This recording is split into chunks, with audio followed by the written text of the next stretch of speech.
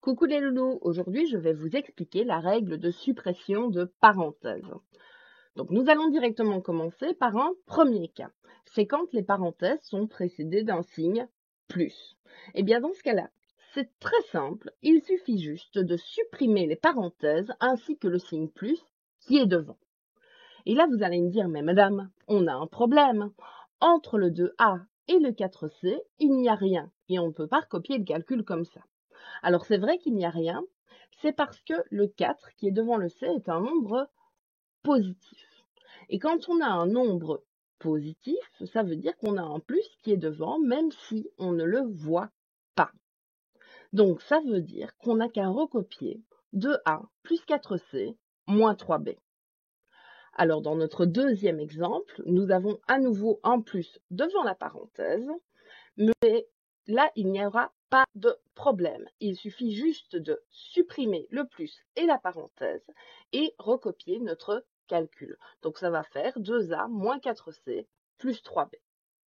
Alors ça, c'est le cas bien entendu le plus simple, c'est quand on a un plus devant la parenthèse. Nous allons maintenant voir le deuxième cas, c'est quand nous avons un moins devant cette même parenthèse. Donc dans mon premier calcul, j'ai 2A moins, entre parenthèses, 4C moins 3B. Alors quand il y a un moins, ce qu'il faut faire, c'est d'abord recopier chaque terme, mais sans les signes. Donc nous allons recopier 2A, 4C et 3B. Ensuite, pour supprimer ces parenthèses précédées d'un signe moins, il va falloir changer le signe de tout ce qu'il y a à l'intérieur de la parenthèse, de tous les termes de la parenthèse. Nous allons commencer par le 4C. Donc, comme dans l'exemple précédent, il n'y a rien devant le 4. Donc, ça veut dire qu'il est bien caché, mais il est là. Il y a un plus. Si je dois changer le signe, ça veut dire que si j'ai un plus, je vais donc mettre un moins. Ça fera donc moins 4C.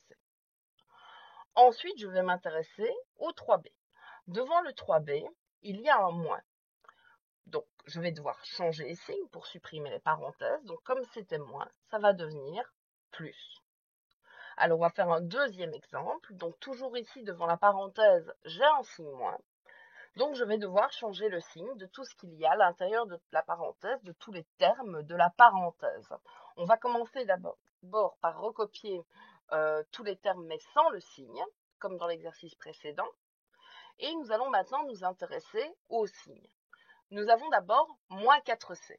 Donc, moins 4C, il y a un moins devant. Donc, je vais changer le signe, ça va devenir plus 4C.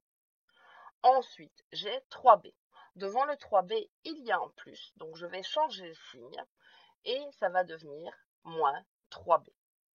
Donc voici les deux règles de suppression de parenthèses précédées d'un signe plus et moins.